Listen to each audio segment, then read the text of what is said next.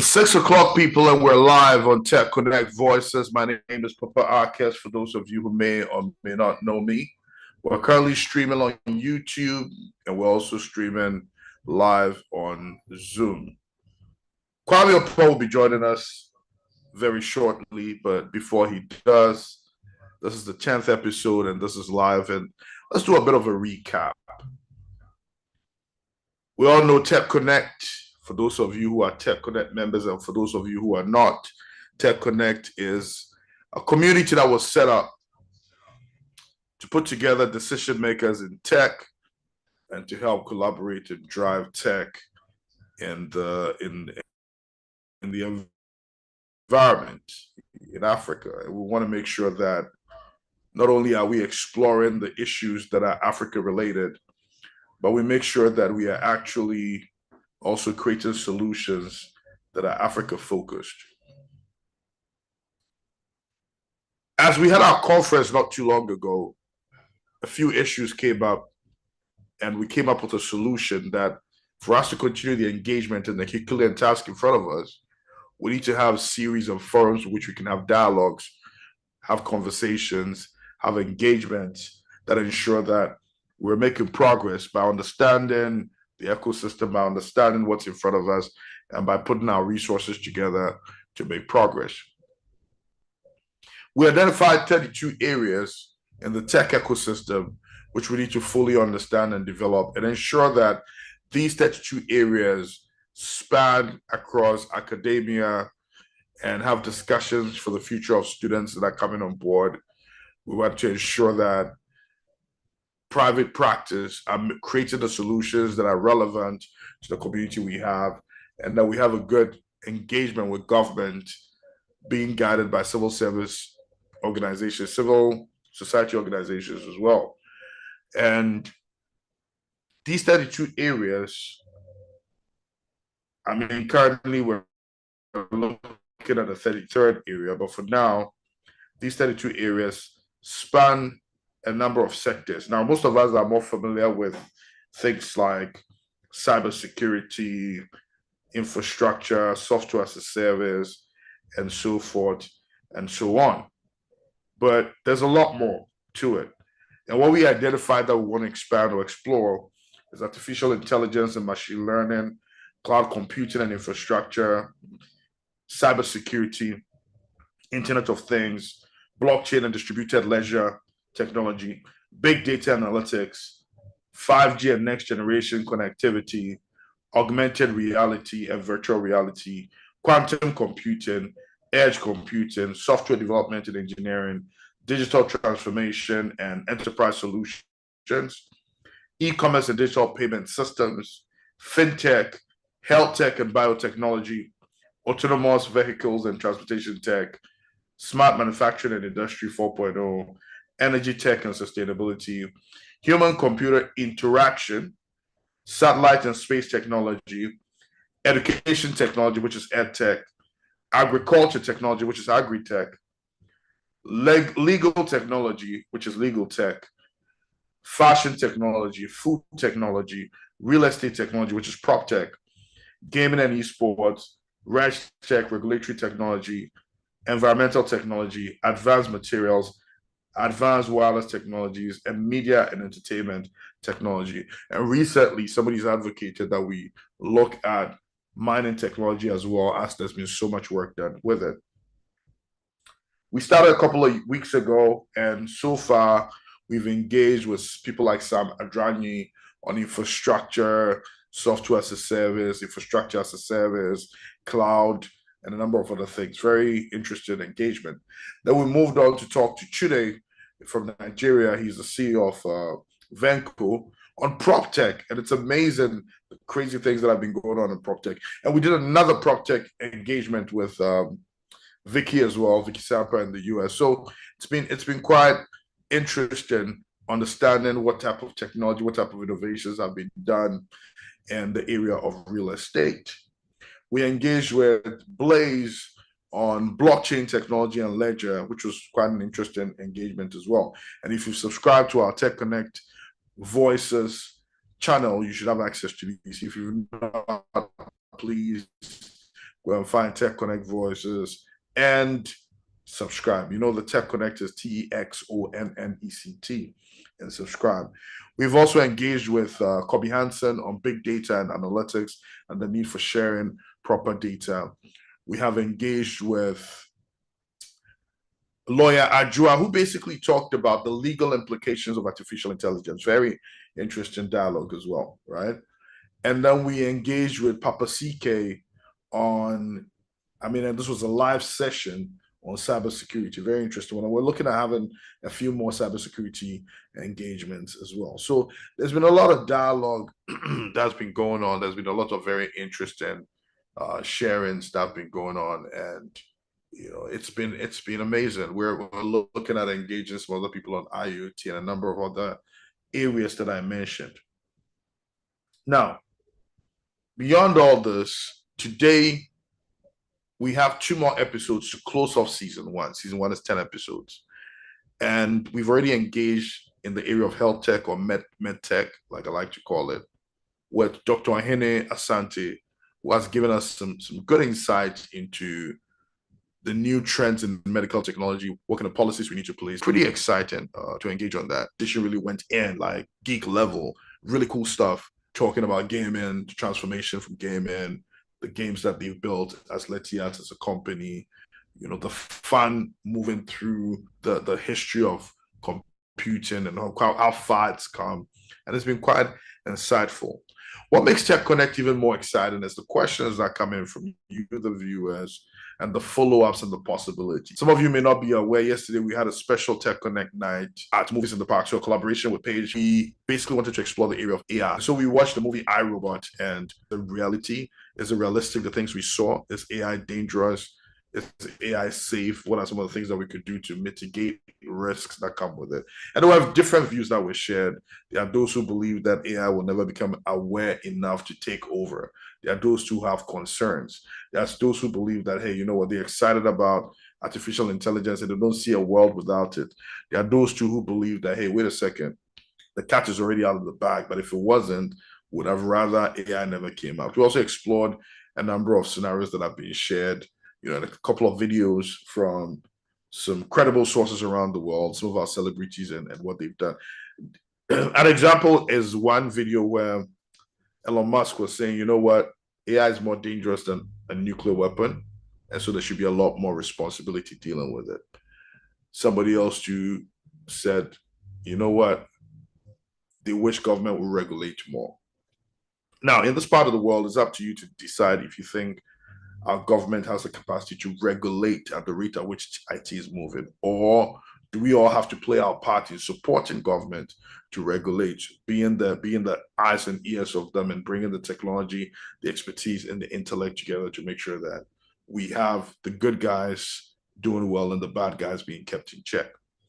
So this is what Tech Connect is all about, having that community that brings all these resources to make sure that things move the way that they should move. And that's why we're bringing on board today, like I said this evening, we're going to be connecting on Kwame Oppong soon. Now, for those of you who may not know Kwame Oppong, you may have heard about the 3i Africa Summit. He was very integral in this particular conference. And I dare say it's probably the most successful conference this year, if not in a long time, So they had over 8,000 people, registered to come. A lot of people are Accra International Conference Center on all the days, so much dialogue, so many engagements, a lot of experts flying in from different parts of the world to come and connect. And it was fun. It was a lot of fun. We even have an ambassadorial group where we connect, we dialogue, we engage. So this engagement we're going to be having, for a number of reasons. Besides that, he's also wearing multiple hats, just like Dr. Ahene that we spoke to earlier. Dr. Ahene, we know, is a wealth of knowledge and has shared some really pretty cool stuff. But Kwame Oppong wears the hat of a regulator, and he's also an innovator. And that it's like the yin and yang. Those two sides fighting against each other for balance makes it beautiful. So I'm looking forward to hearing what he has to say. And at Tech Connect, we try to get you whatever you need to make sure that you have the right information, no fluff. So here are some questions that I'm thinking about asking Kwame. And of course, you viewers, if you feel that it's not capturing everything you want, you can make suggestions as well. You can share some of the questions that you'd like to get answered, and I'll make sure that those questions are answered. So we want to understand basically, because we don't expect that everybody's a guru in FinTech. So if you're not a guru in FinTech, what is FinTech? And why has it become such a game changer for economies like Ghana and across Africa? And Kwame is the best person to answer that. He's been at the forefront of FinTech regulation and innovation. Why does he believe FinTech is so vital for Ghana in Africa at this point in time? What role has FinTech played in improving financial inclusion, especially for the unbanked and underserved populations? And can he give any tangible examples? Now, I don't know what your views are. Do you think people need to bank? Do you think, we still have some glitches and so people need to keep money on their mattress? I don't know what you think, but I'd like to know what Kwame's thought. Has seen a surge in mobile money and digital payments. What makes Ghana's FinTech ecosystem particularly dynamic compared to other African countries? Mind you, M-Pesa was a global standard for a while until the rest of us come on. But I think Ghana's chopped some awards. What has made it special? Maybe you can tell us. Now let's talk FinTech innovations that have emerged in Ghana and Africa in the past decade. How have technologies like blockchain, artificial intelligence, and digital banking transformed financial systems on the continent? Do you think FinTech has the potential to solve some of Africa's most pressing socioeconomic issues, such as unemployment, poverty, and financial illiteracy? And how, right? As a regulator, how does he balance encouraging FinTech innovation while ensuring consumers protection and financial stability? And I think this is a million-dollar question that we want to know, and why, and what makes Kwame the guy that we want to talk to today, right? What are some of the common misconceptions people have about FinTech regulation? Do they just think of them as the bad guys, or do they see them as necessary? I mean, I'd like to know his thoughts on what he thinks they think, right? And we definitely want to hear from you viewers as well as to what you think. Please put in the chat page or give us comments. So he's a big concern. How do we ensure FinTech platforms remain safe and secure for the public? Okay. What are some of the biggest challenges FinTech regulators face in Ghana and Africa, and how are we tackling them? Trust is key to FinTech adoption. What steps are being taken to build public confidence in FinTech platforms? How can FinTech startups and innovators ensure that their solutions remain compliant with regulations without stifling creativity? Fraud and scams remain issues of concern.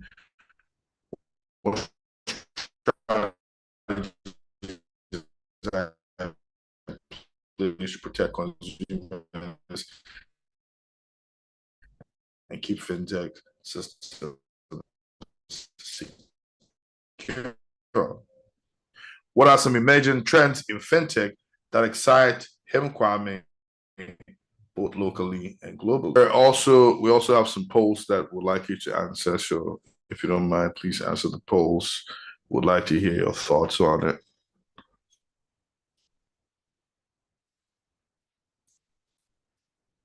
Kwame should be joining us very shortly, but let's hear your thoughts. If you have any, please put it in the chat page.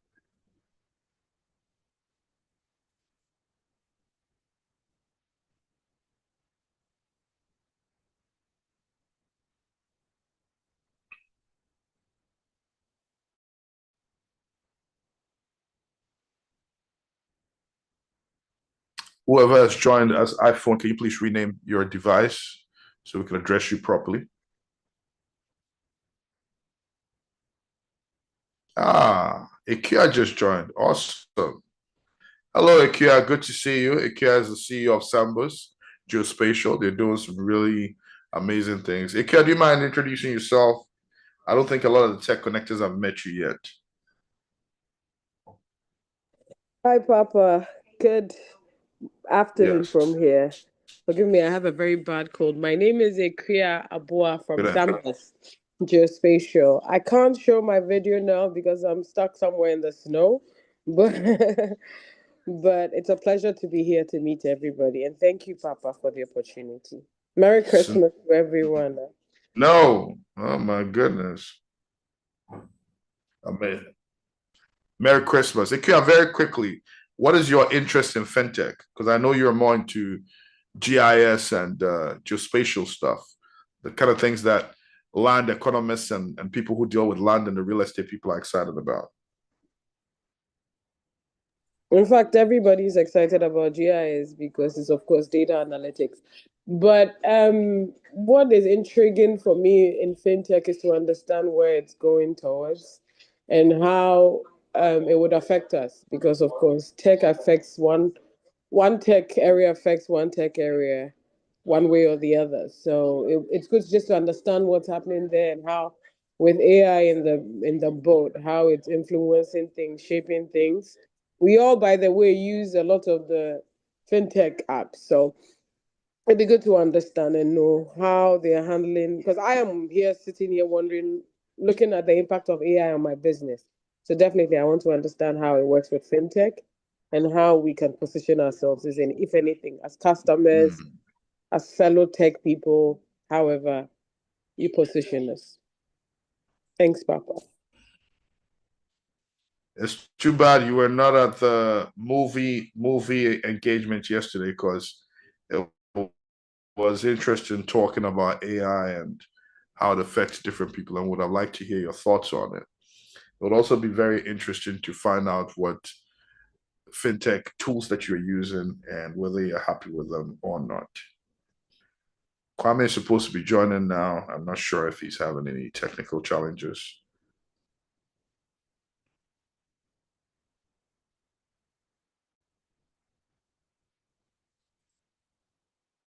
Let me find out if we have any questions on the chat page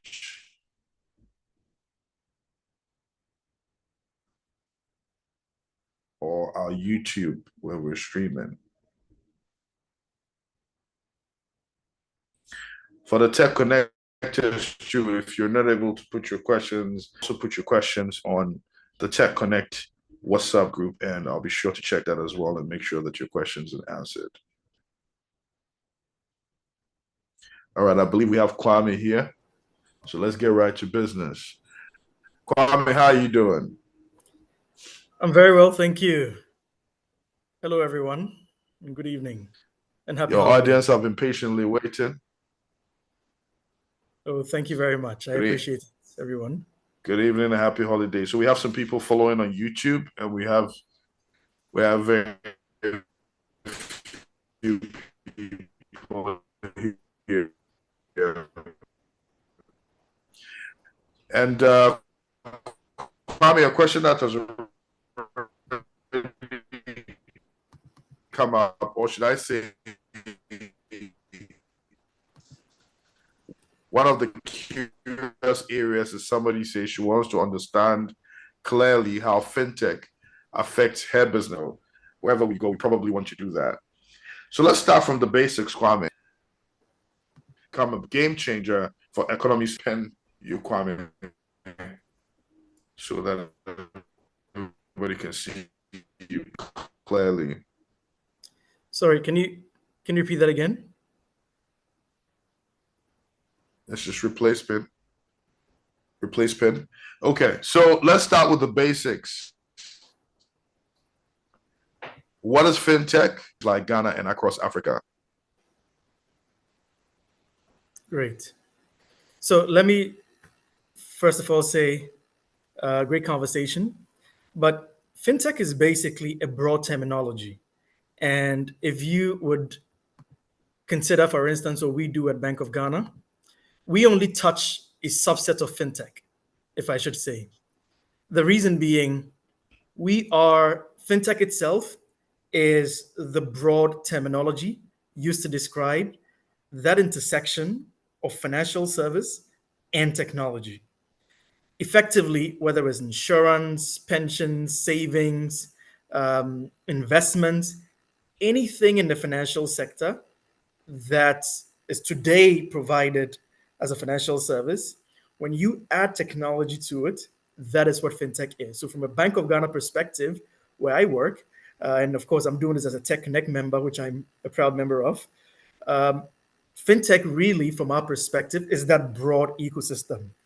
But what we do as a fintech innovation function in Bank of Ghana is look at the sector that we supervise when it comes to banking, payments, and all the other elements within the central bank's ambit. This is what our involvement entails. Great. Now, you've been at the forefront of fintech regulation and innovation for a while. Can you share what inspired you to take such a strong interest in this space? And we're getting personal here. Yeah, so that's an interesting one. Perhaps it goes back to my career journey and interests, right? So, I started out as a big believer in, and I still am, by the way, in rural banking and the potential impacts that rural banking and microfinance can have in transforming societies, particularly for MSMEs. And I was just having this conversation this afternoon about the key role that MSME focused policies can play across emerging markets and developing economies to transform those societies. The reason why during COVID, cities like New York and the rest survived and were resilient is because they have a strong SME ecosystem out there.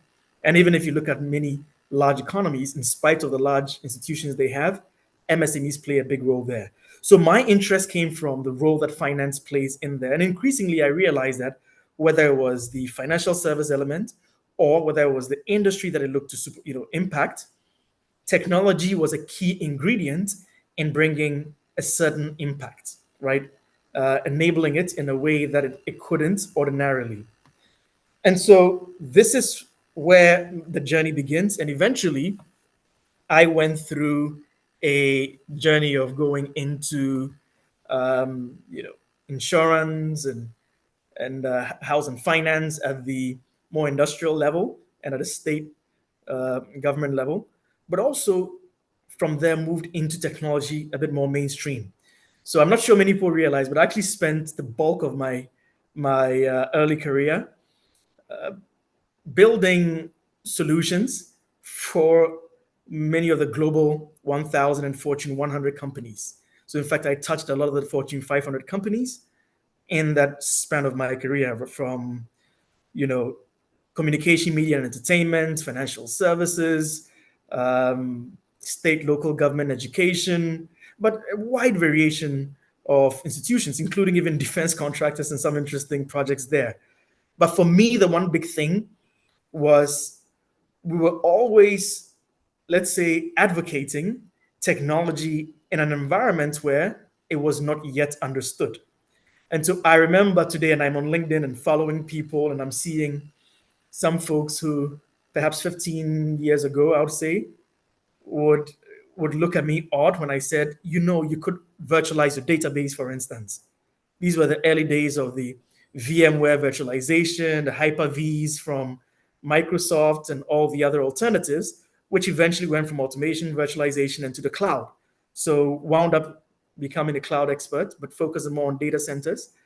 And found something quite fascinating when I got into mobility at the time, the idea of working from anywhere, not in a restricted manner, but unbound by the restrictions of working outside your corporate environment was very fascinating to me. And the enablement of that was even more fascinating.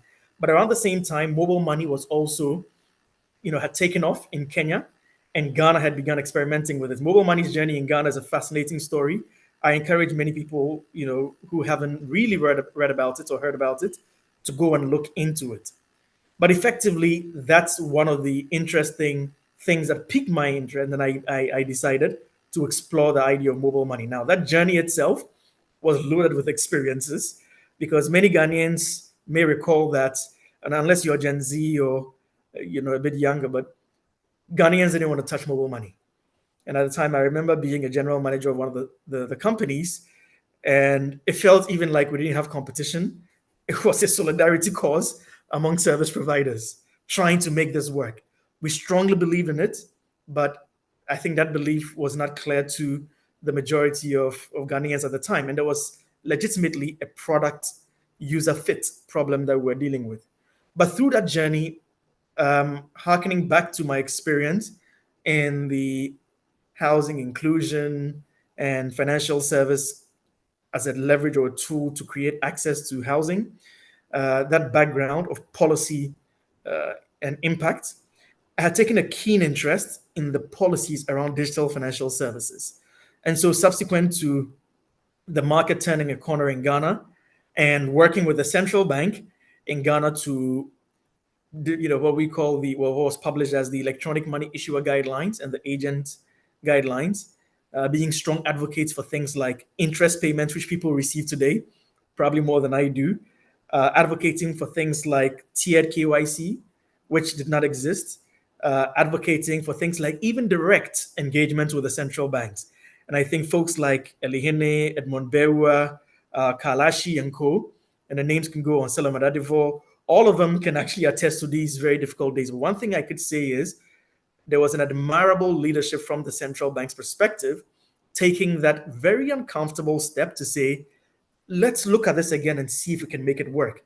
And that in itself inspired both my interest, but also inspired many of the changes that we've seen in the markets today. So that's how I came to this. That's a not so short description of how I came to this interest of fintech and the policy dimension as well. Wow, very interesting and very thorough background, or let's just say very impressive background. Kwame, because it's easy for people to put that you're the real tech McCoy. I mean, the finance thing just came alongside. So really good stuff. Awesome. Now, why do you believe that fintech is so vital for Ghana and Africa at this particular point in time? Okay. So, I think at the time we thought of it as digital financial services, right? And the truth is, if we are to follow the existing models, we're not going anywhere. Let's face it, as a society. And so it's important for us to really look, and I think, again, the formulation of the EMI guideline is a classic linchpin for this and the pivotal point. And this actually goes back to the 2000s, where governors like Paul Akwa had looked at the idea of a retail payment ecosystem that needed to be enabled by a national switch that existed for public good and efficiency. And so you saw almost a deliberate effort to pivot and enable what we have today as fintech. But if you even disaggregate that a bit, you're going to see various milestones at which the things that happen have created what we have today. Fintech and perhaps digital financial service as an ecosystem, and maybe I'll speak more broadly from that, has the ability not just to foster inclusion, which now the evidence exists for everyone to see. You've seen the FinTech surveys go from, 20 something percent, then to the 42s, then to 58. And now, we have the FII, the FinMark study, basically putting us about 90%. But it's not just about getting access to financial services. The whole idea of inclusion is this is a workaround to enable that people get access to financial services. They get access not just in name only, but to a variety of services that intervene in their needs. So yes, I have a bank account, but can I get a loan? Yes, I have a bank account, but is it helping me access things like insurance, right? I have a bank account, but is it giving me, as a farmer, are there products that are built to help me? Or as an MSME, are there products that are built with me in mind? That's that depth that we need. And then perhaps finally is the fact that there's also the need for informed usage, which I should mention. It is not enough for people to have access to financial services or be able to have access to a variety of it. But if people are not clear on the implications of some of these products and services, you have challenges like you saw in Kenya, where with the great success that we saw, there was an unfortunate underbelly where young men and women, but mostly it was young men from what the data suggests, would borrow, which was a great opportunity for them to go into some small economic engagement, but they would borrow and bet. And once you bet, I mean, let's face it, gambling and gaming has not always been in favor of the gamer or the gambler. Often they lose out.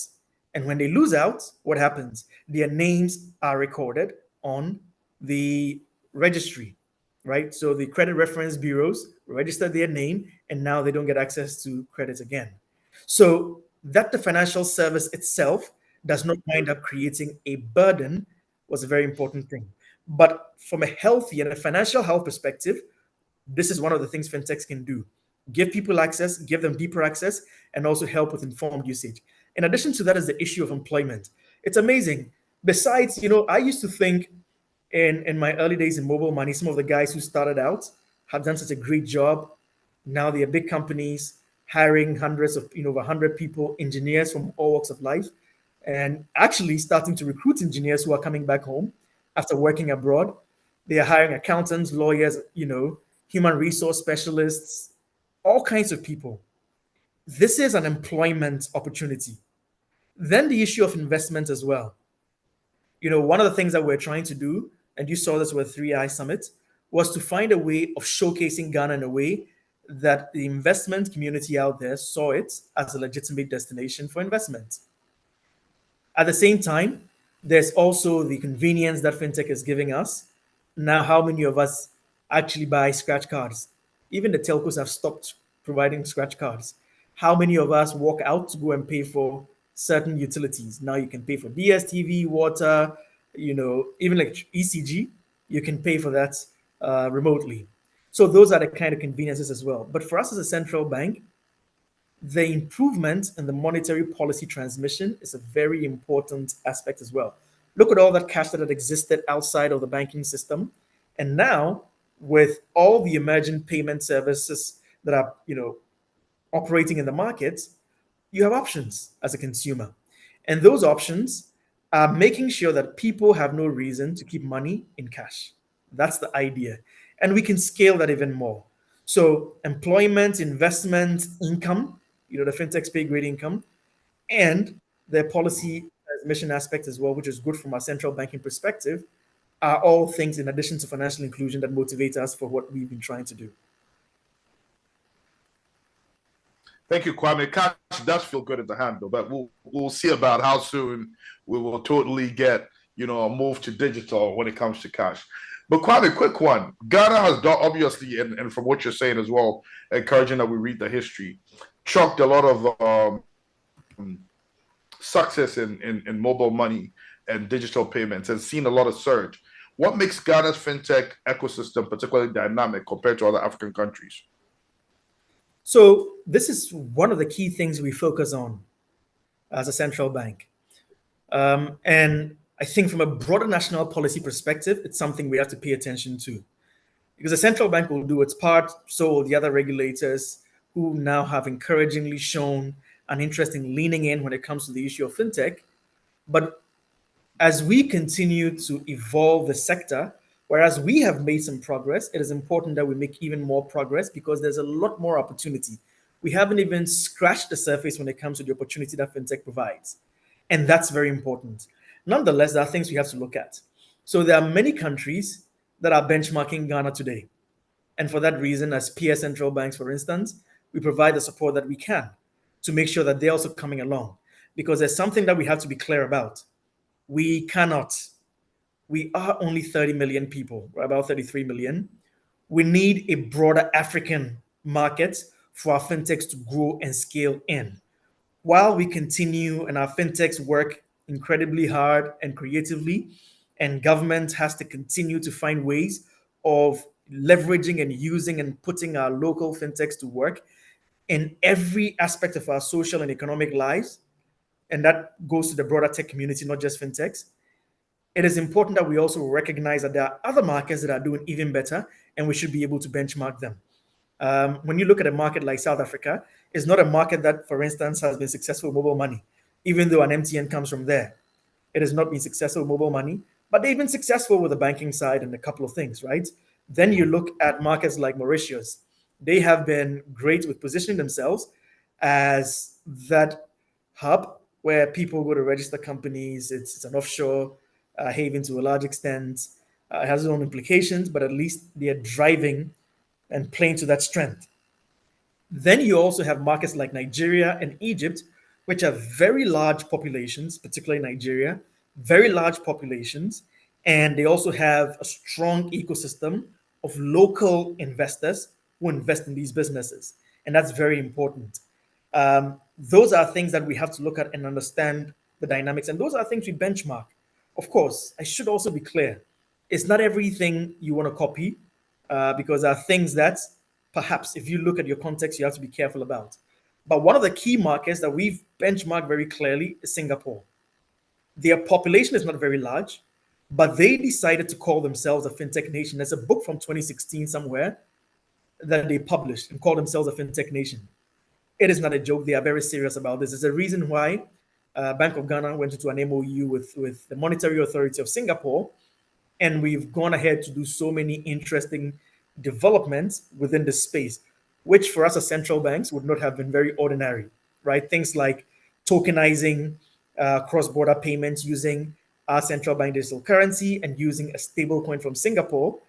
Things like the Universal Trusted Credential, which is built on an Ethereum ERC20 standard.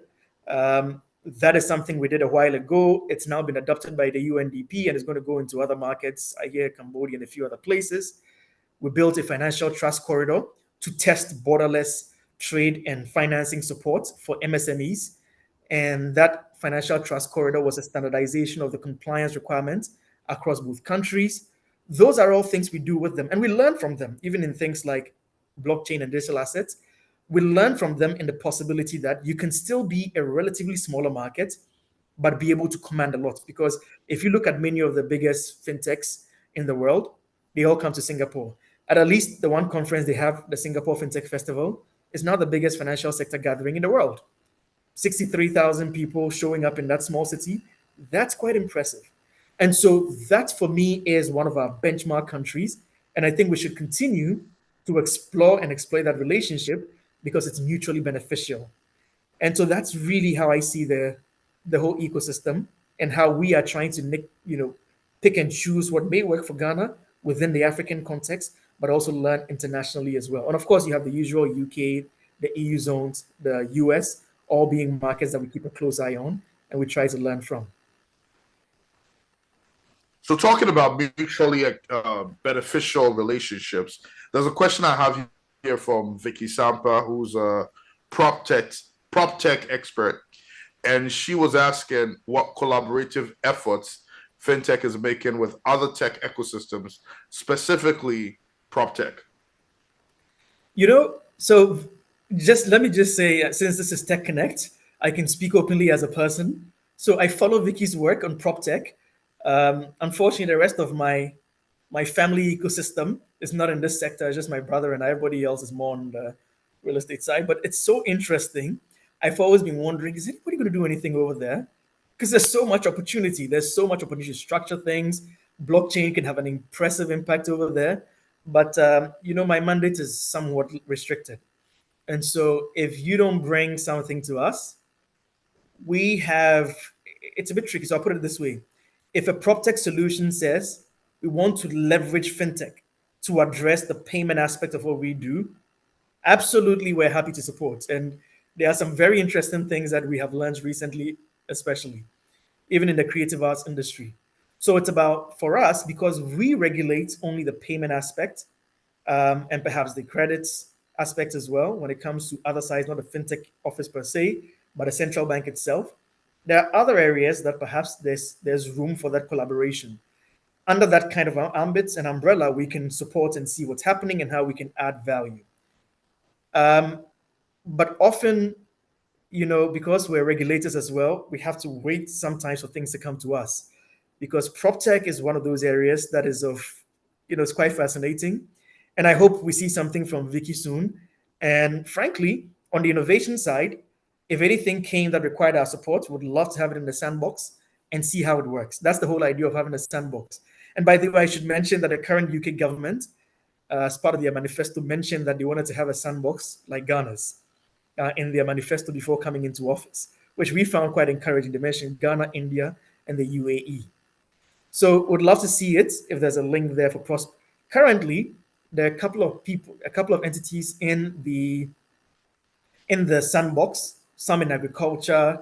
I think one of them is in education, and they are solving such a problem that all these years we've sort of ignored. And I really hope they come out of this successful so that they can go out there and scale. I think everyone is cheering for them based on what kind of use case they've identified. So would love to see that as well someday, Vicky.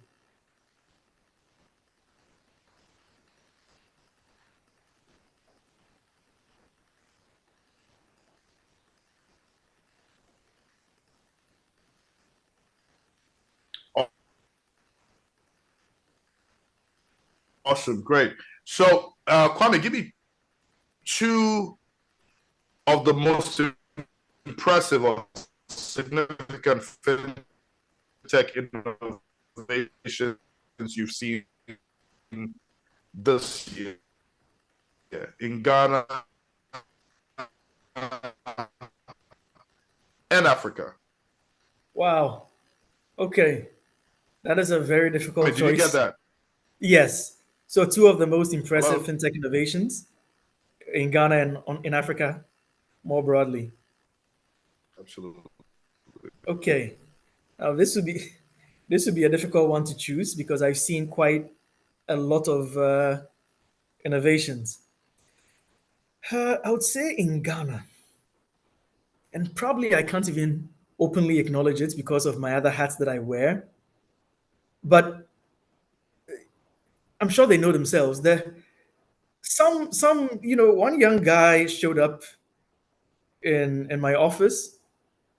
And by the way, just so you know, if you want to meet with us, I know typically the sentiment about public institutions and everything, just go on our website, FinTech at BOG, look for innovation, / innovation, FinTech innovation. Sorry, bog.gov.gh, then go to FinTech and innovation and book a virtual meeting with us. Whether you're looking for a license or you have questions, whatever it is, just come. There's an open door policy. Literally give it a try. Don't listen to anyone. Just do this for yourself, right? But I sat through an innovation, and the only thing I can think of was, wow, if this thing could go, if this thing could go mainstream yesterday, that would be fascinating. And without sharing much, and this is to share much of it, I have to perhaps hint at a little things that may make people get a sense of it. It's a credit product. What is new about credit? We have digital credit, it's been successful, but this credit product is tailored at a certain group in our society who are notorious for end of year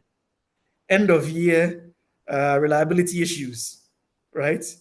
Those service providers who people are posting memes about their disappointments, they are an incredible part of our end of year festivities and enablers as such. But I tell you, someone has an innovation in the sandbox now targeted at them, and we're all waiting to see how it pans out. Because the model that is being run, and I should highlight, innovation is not only in the tech, it's also in the business model. The model that is being looked at is incredible. So that's one. The second thing that I thought was interesting is something that we are actually working on, so perhaps I can talk about it. It's the project Akuna with the Stellar Network. So you may have seen the founder of the Stellar Development Foundation, Denell Dixon, here during the 3i Summit. And you may also have seen in the news the central bank had a meeting with the Stellar Foundation as well as Idris Elba on this project Akuna. During the run-up to the 3i African Summit, we met, we thought the creative folk, we don't talk to them as policymakers. Do we even know what's happening there? We got thoroughly educated. And we didn't realize that many of them, and I think KOD in one video was explaining how, on a panel with us, how, I think Sarkodia was also there, how many of them had to sell their albums to international music production companies because they couldn't protect and safeguard their IP around the world. So if their music is being played elsewhere, they're not going to get paid. Do they have the capacity to track and ensure that they are being paid? That's a challenge.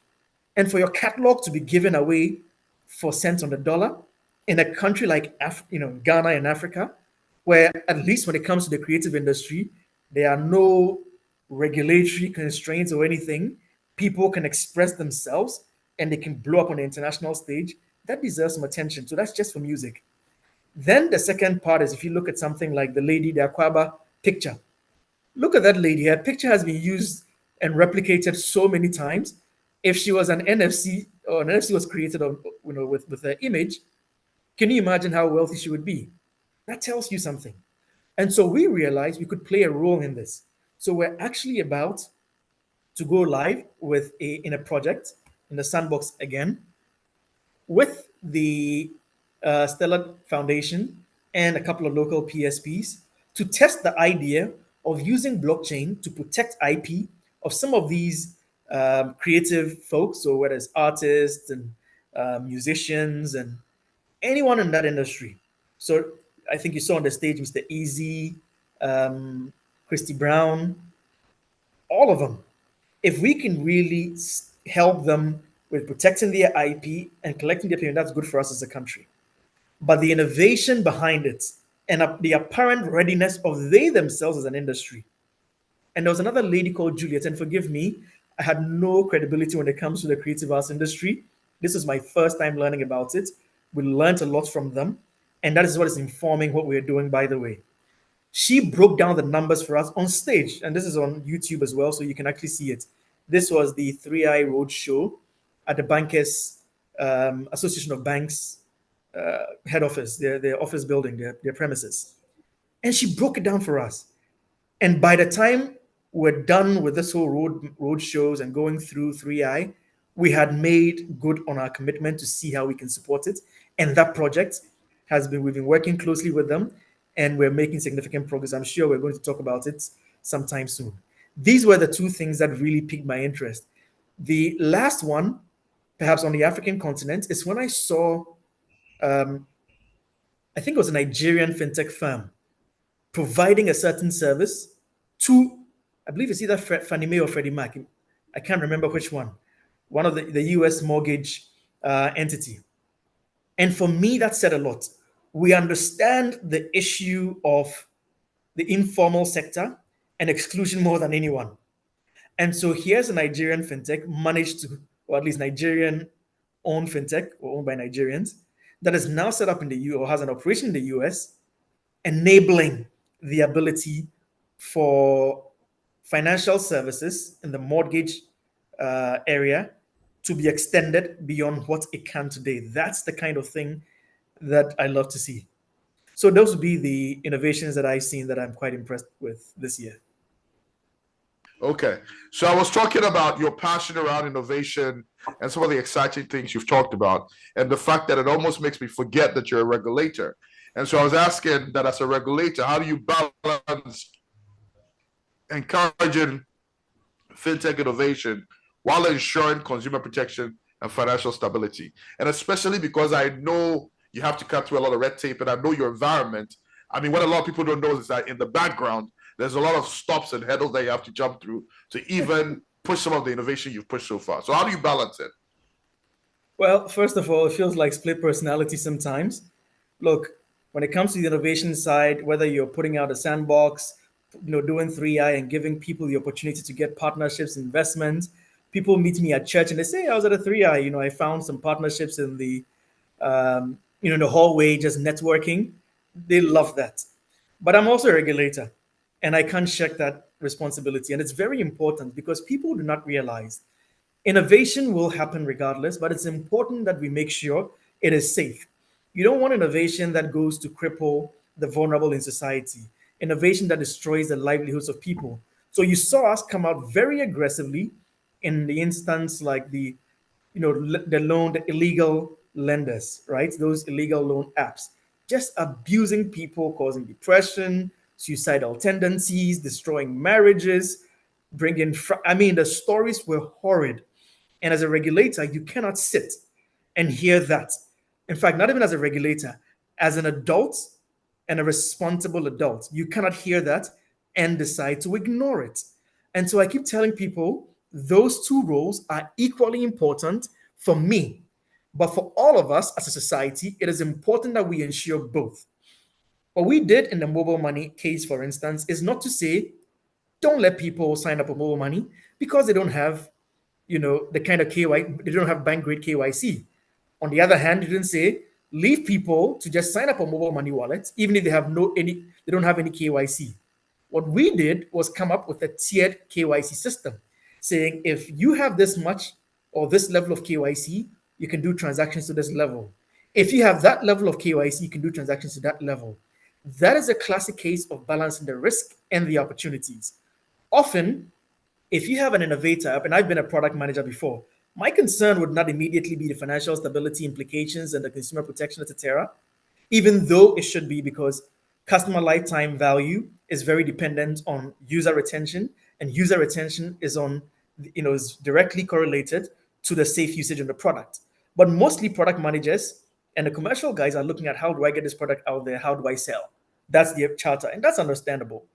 But on the other hand, somebody has to answer the question, my money is going away. Somebody has to answer the question, this misbehavior or market misconduct is destabilizing currency, for instance. Ultimately, that instability on that side will come back and bite us. I think you recall what happened in Nigeria at a certain point, where a lot of the remittances were routed through crypto and blockchain. Now, was the technology good? We've been testing it. We know and understand blockchain, and to a large extent, really love it. But we don't forget the fact that for us to go mainstream with anything, the relevant protections need to be in place. AML concerns. So nobody is laundering money. If we get blacklisted, then what have we achieved, right, as a country? The fintechs are now going to get de-risked. Their partners are going to start being charged a premium for dealing with them. And in the end, we all lose. So let's protect whatever gains we make and make sure we're doing this safely. I remember there was one fintech in Nigeria who wound up having to wind up their company because they went to put all their funding in a crypto platform called FTX. And it was such a sad situation because these guys are working hard. Tell me what, we can't even get PayPal. What's that? Sorry, can you repeat that? That came in delay. Ignore it. I was saying that especially when people are losing money, but yeah, that was said before. So that's one of the things that we are mindful of. So balancing those two, it's a question of one, is there an opportunity here? Does it add value to us socially and economically? What are the inherent risks? Now, this is where the rubber meets the road. Because if you ask anyone in this industry to write a concept note on something, the how it works is the easy part. That's the part that comes naturally to everybody, right? But what is the implication for senior citizens? What is the implication for the youth? What is the implication for the rural dwellers, right? If you look at something like our CBDC, by 2019, we knew how to create the ECD and deploy it. But the bosses in the hierarchy said, no, go back and make sure everyone benefits from it. We want to see the net impact. And so we had to go back and say, okay, if we issue currency today and it benefits even those living in the rural areas, you cannot bring a new kind of currency that excludes them. And so offline must be a critical part, and we have to make sure it works. That's how it works. And it doesn't matter whether it's a central bank doing this. It doesn't matter whether it's a central bank doing it or it's any other institution in the world doing this. Every regulatory body has to ensure safety in product usage, regulating conduct, regulating AML, regulating stability risks, and in some instances as well, regulating or defining safe parameters for consumer protection and governance. That's very important. It's unavoidable. So wherever and however you're organized as a society, how do you balance these two things? And that's our daily charter. Nice. You sound like our very own Batman or Bruce Wayne, Kwame Oppong, flyboy by the daytime, being all Mr. Innovator, and then by the night time, he's like Batman, regulating and making sure the bad guys don't go off with our money. So we appreciate that dual personality. I called it the yin and yang before you came. Common misconceptions people have about fintech regulation. That question. You said the common misconception Hello? that people, yes. So the common misconception that people have about fintech regulation. Yes, So one, people absolutely. assume, as a fintech and innovation office, people assume we're only a fintech office. In fact, the reason why I always make sure it's fintech and innovation, well, they assume we're only an innovation office, so they're surprised we regulate. So that's one. Two, people, what I've noticed is, for some reason, many people don't come to us directly for information. So I spent a great deal of our first year. We set up in 2020. And as a bold statement, the central bank, and by the way, it was May 4th, nothing to do with any Star Wars or anything. It was just a random timing issue. We set up as a central bank a fintech and innovation office to directly cater to fintech and innovation. So we have some internal work that we do to support our ability to enable the sector, but also we do work to support the ecosystem. So, for instance, people may not realize there's not a single policy we've come out with that does not involve the Ghana Technology Chamber, who represents the licensed payment service providers, and the Electronic Money Issuers Chamber, who represent the mobile money providers. We don't. It doesn't exist. Every time they are involved, they're sitting in our offices, they're with us at conferences and meetings trying to work this through. Second, governance, giving the fintech space a voice at the highest levels. Every year, we have periodic meetings with both the leadership of these chambers and their key representatives. They select random people to come and meet with them, with us. And this meeting is chaired by our first deputy governor, who is our supervising governor. So that's another thing. The third thing is we have a payment system advisory committee where matters about the broader payment system are discussed. And currently, both the chamber CEO and, well, both chamber CEOs are there to advocate their interests, in addition to the Association of Bank CEOs and our consumer protection, as a consumer protection group represented, private sector represented. These are all mechanisms to make sure that the ecosystem is represented well at the highest levels. Then I think there's also this perception that regulators hate crypto. No regulator hates crypto. You'd be surprised. You actually sit with, and we get the opportunity to interact with our counterparts from around the world. And here in Africa, you'd be surprised if you weren't in a certain setting. If you sat with some governors of central banks, they will have a comfortable conversation with you about cryptocurrency to the extent that you may not actually have known they were that deep about it.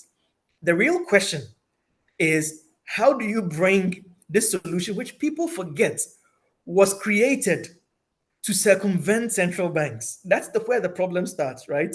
It was created to circumvent central bank.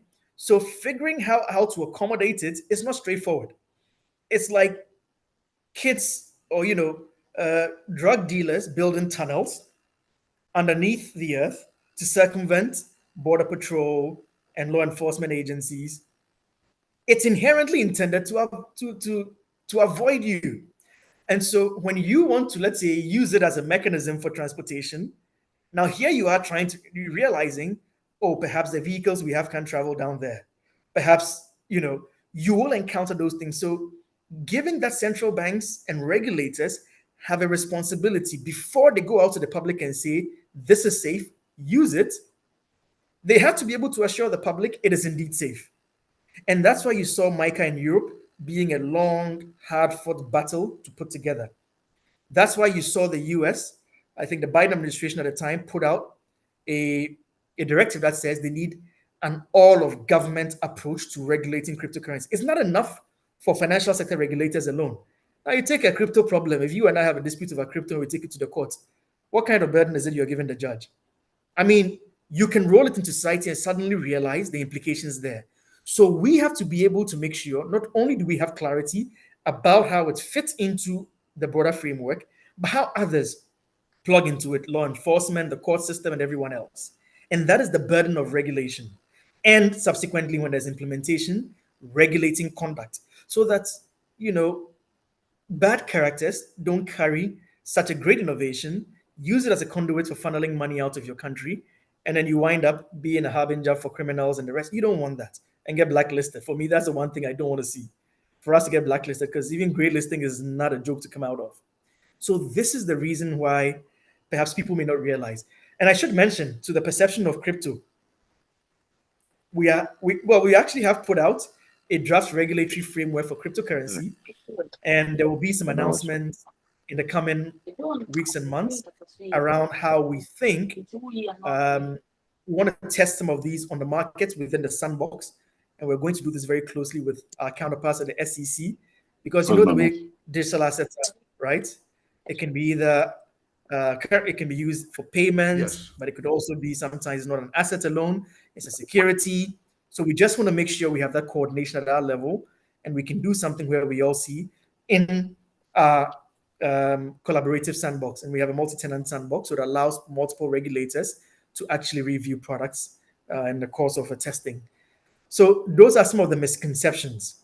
Have the patience. And perhaps finally, let me add something. And this is not just for Ghana. For those fintechs who work in other countries as well, I beg you, when you go to any regulator in any country and they say, I need X, there's a reason they are asking for that.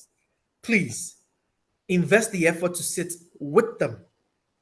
Don't go away and create things in your own perspective, because you may believe something should work, but perhaps it may not work based on the constraints they're working with. They work with laws, they work with policies.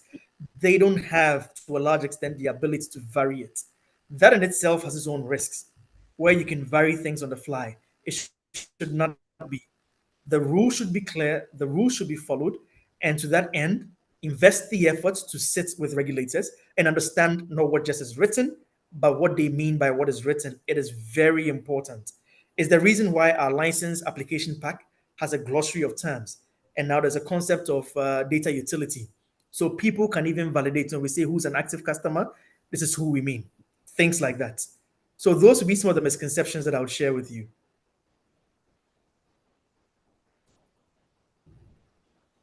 Interesting. Kwame, it feels like we could literally probably do 32 episodes with you just on fintech. The wealth of knowledge, the information, the backgrounds, the areas we need to delve into are deep. But I have one last question for you, and it's a two-part question.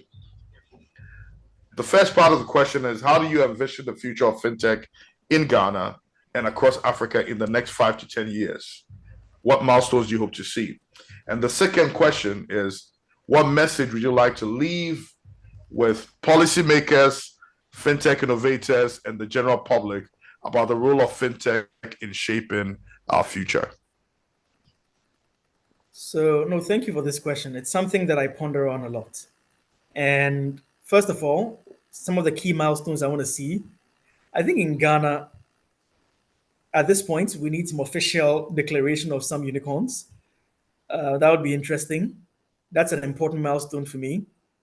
Secondly, one of the initiatives I'm working on currently is to try to bring other central banks together so we can provide the overarching support for cross-border payments across Africa. I think some of you are familiar with that effort. And it's a conversation that will involve regulators, finance ministries, and innovators as well. Because if we don't lead it as central banks, as I said publicly, it's not going to work. It's going to have so much inefficiencies. Enabling it is not enough. It's going to cost money. So much that at some point it's cost prohibitive. So that's one. The final milestone that I want to see is yes, one of the other milestones that I suspect we're going to see is I want to see the first Ghanaian fintech that is in at least half and also goes to Americas. I think Edem's line is on. Yeah, Edem, I think just your a mic moment. is... I wonder who's I think Adam, can I you see. please mute? Hold Okay, on. I think Let me see if I can mute you. so. These would be Okay, the he's key. muted. Yes, please Yes, go over it so again. these would be the key. One, a few declaration and new um, unicorns being Okay. added. I know Ghanaians are very conservative, would rather not have the public pressure, but it's important to celebrate success. Let it be known. That's one. The second one I mentioned will be the issue of the NCB in half the countries, and then, of course, the issue of cross border, because we keep talking about regionalization, continental free trade area. And as I say, when goods go into one direction, payments have to come in the other direction. And so we have to open up the borders for payment. And that's why you've seen us granting approval to test cross border payments. Now, in terms of the advice I have for policymakers and innovators, for policymakers, I would say this: the idea of fintech is not that straightforward unless you're listening to one side of a conversation. When I listen to perhaps myself as an innovator, everything is very straightforward, right? Whether it's digital credit, whether it's crypto, whether it's blockchain. I mean, I create a token, then I leave it to expire because it's just for testing purposes. People in my office are required to do the same, and we go through all these things. So it's very straightforward mentally and conceptually, but it's more nuanced. And if you don't do the hard work of appreciating the nuance, the policy could fail, and it could fail in a spectacular way. That's the big danger. So let's be nuanced and let's have a broad conversation about implications of things. And I'll tell you what, every time I have brought innovators together to write policy, sometimes when it starts, blank slate. When we start bringing up, how do we address this problem? How do we address that problem? The solutions they put together winds up being even stricter than what we would have initially proposed or we had initially proposed. That tells you when you are exposed to the broader information, the realities are different. And let's not be mistaken. As this ecosystem has grown and shows the potential to grow exponentially, it's also going to attract all kinds of characters who may potentially be in for the short term and not with the right intentions, and they will destroy the hard work and long term value that great hardworking innovators will create. So, as I always tell people, one, be bold by design. Two, be purposeful. And three, to thyself be true. These three things I've been reminded of by three strong women who I have come across in my career.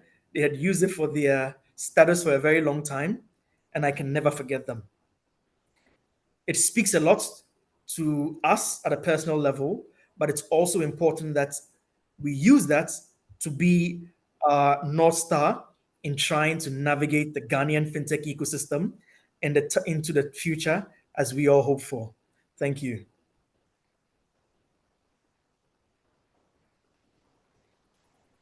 Thank you very much, Kwame, and thank you for your time. This has been truly insightful, and this was an epic finish of season 1 of Texonnect Voices. We'll be starting off again for season 2 sometime in January, so stay posted. And let's share it with all our friends as well. This was a very insightful conversation. I'm sure a lot of people will benefit from it, and I'm sure a lot of people will also appreciate what it feels like to be a regulator, things from the regulator's point of view. And sometimes when the requirements are being a bit difficult, understand that there's a man who has a lot of tech experience and a lot of innovative experience. So he knows what he's talking about. Thank you once again, and Kwame, have an awesome weekend. Thank you very much, and happy holidays, everyone.